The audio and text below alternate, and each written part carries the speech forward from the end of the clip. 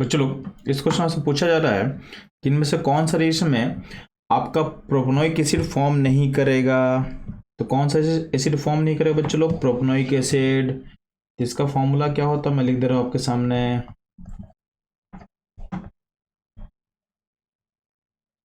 और ध्यान देंगे जो फर्स्ट ऑप्शन है उसमें क्या है कि आपके पास जो है ब्रोमोप्रोपेन है, इसमें डालें Mg।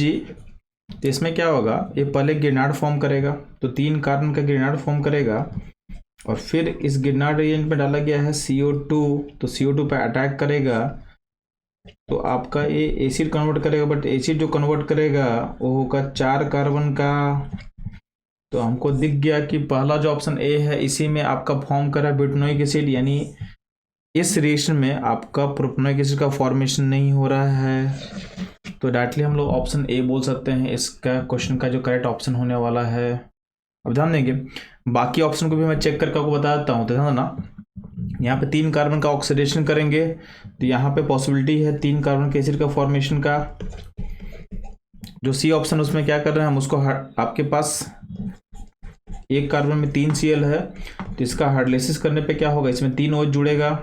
अब जब 3 OH जुड़ता है तो आपको पता है कि मोर देन 1 OH जब भी सिस्टम में होता है तो क्या होता है, अनस्टेबल होता है, उसमें वाटर हम रिमूव करते हैं। यहाँ पे अगर वाटर रिमूव करोगे अगर आप, तो इस केस में आपका फॉर्म होगा CCC डबल OH बन जाएगा, यानी वहाँ पे प्रोपेनोइक एसिड का फॉर्मेशन हो सकता है। नेक्स्ट जो डी ऑप्शन है, डी ऑप्शन में यहाँ पे देखना IO माइनस है, तो आपको अगर याद होगा तो आपके पास एक रिएजेंट होता है NaOH जो हम यूज करते हैं आइडोफॉर्म टेस्ट में। तो यहाँ देखना, यहाँ पे आपके पास ब्यूटेन 2 है। अब ब्यूटेन 2 में कहीं ना कहीं आइडोफॉर्म टेस्ट होने का पॉसिबिलिटी है, और आपको पता है कि इसका जो रिएजेंट है NaOH+I2 ये फॉर्म करता है NaOI, और NaOI को आप लिख सकते हो Na+IO-, यानी इसका मतलब जो IO- है वो आपके आइडोफॉर्म के रिएजेंट के इक्विवेलेंट होता है। तो IO- मतलब यहाँ पे आइडोफॉर्म होगा, तो यहाँ से बॉन्ड क्लीव करेंगे आप,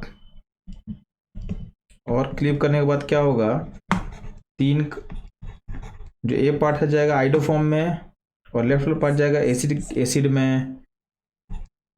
तो आफ्टर एसिडिफिकेशन यहाँ पे एसिड का सॉल्ट फॉर्म करता है जो कि कन्वर्ट हो जाएगा एसिड में आफ्टर एसिडिफिकेशन, जो कि इसमें दिया हुआ है। प्लस यहाँ जो है CH3 ये कन्वर्ट हो जाएगा CHI3 में, ये बन गया आपका आइडोफॉर्म।